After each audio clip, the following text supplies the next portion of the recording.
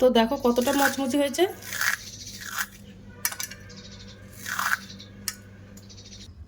Hello বন্ধুরা, তো আমি আজকে আবার অন্যদিনের মতো নতুন একটা রেসিপি নিয়ে এসেছি। আজকে রেসিপি হচ্ছে সুজির চানাচুর। তো চলো আমি এই রেসিপিটা কিভাবে বানাই তোমরা শেষ পর্যন্ত ভিডিওটা স্কিপ না করে দেখতে থাকো। তো চলো রেসিপিটা শুরু করি। এই চানাচুরটা বানাতে আমার সুজি লাগবে। তো দেখো আমি এই বাটির এক বাটি সুজি নিয়ে নিয়েছি, এর মধ্যে 200 গ্রাম সুজি আছে। এবার উনানে আমি একটা কড়াই দিয়ে দিলাম। যে বাটিতে আমি সুজি মেপে নিয়েছিলাম ওই বাটিতে আমি জল মেপে নেব। ওই বাটির 3 বাটি আমি জল দিয়ে দেব কড়াইতে। তো 3 বাটি জল দিয়ে দিলাম। ওর মধ্যে আমি হাফ চামচ লবণ দিয়ে দেব। এবার গ্যাসটা অন করে দেব। ওর মধ্যে 3 চামচ মতো সাদা তেল দিয়ে দেব। এবার আমি ভালো করে জলটা ফুটিয়ে নেব। তো দেখো জলটা ফুটছে।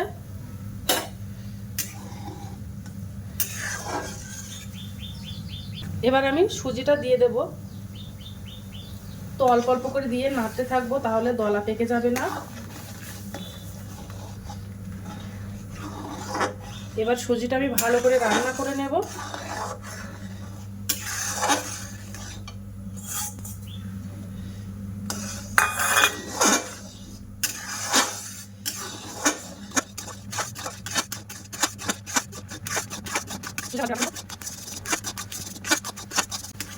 তো দেখো সুজিটা রান্না করা হয়ে গেছে।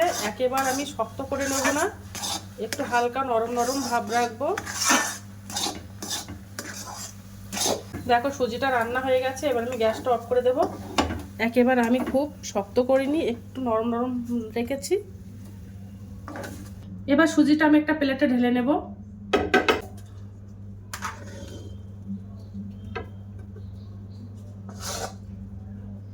এবার দেখো আমি আগের থেকে 2টো আলু সিদ্ধ করে রেখেছিলাম, ওই আলু দুটো আমি সুজির মধ্যে গ্রেট করে দেব।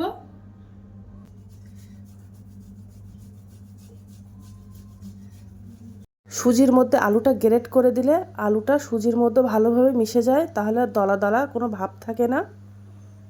এবার ভালো করে চটকে মেখে নেব। এখনো একটু গরম আছে। তো আলুটা দেখো ভালোভাবে মেখে নিয়েছি।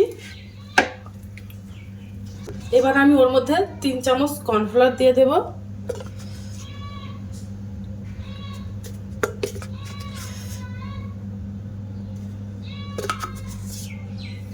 3 চামচ কর্নফ্লাওয়ার দিয়ে দিলাম। দিয়ে এবার ভালো করে মেখে নেব সুজিটা।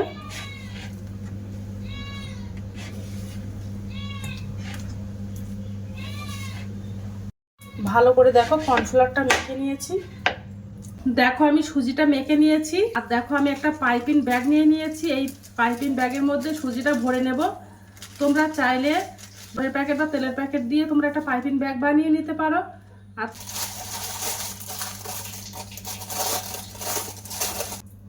এই সুজির ব্যাটারটা পাইপিং ব্যাগের মধ্যে ভরে নেব।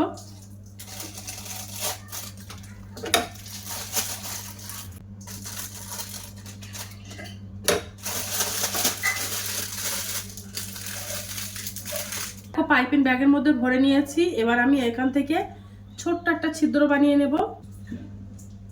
এবার উনানে আমি একটা কড়াই দিয়ে দিলাম। কড়াইতে তেলটা গরম হয়ে গেছে।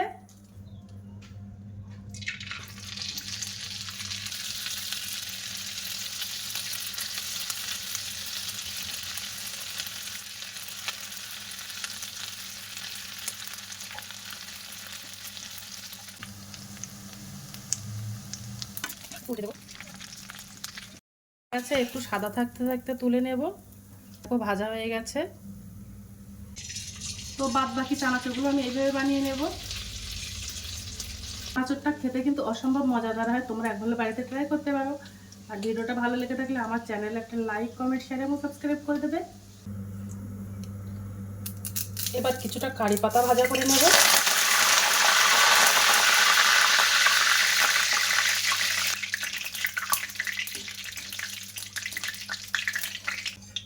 এবার তুলে নেব। কারি পাতাটা ভাজা করা হয়ে গেছে। এবার কিছুটা বাদাম ভাজা করে নেব। তো বাদামটা ভাজা করা হয়ে গেছে।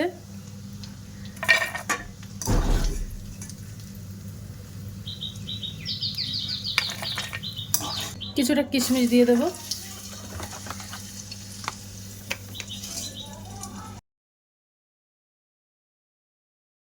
দেখো চানাচুরগুলো সব ভাজা করা হয়ে গেছে, এবার আমি হাত দিয়ে ভেঙে গুঁড়ো করে নেব। দেখো কতটা সুন্দর হয়েছে। এবার আমি ভেঙে গুঁড়ো করে নেব।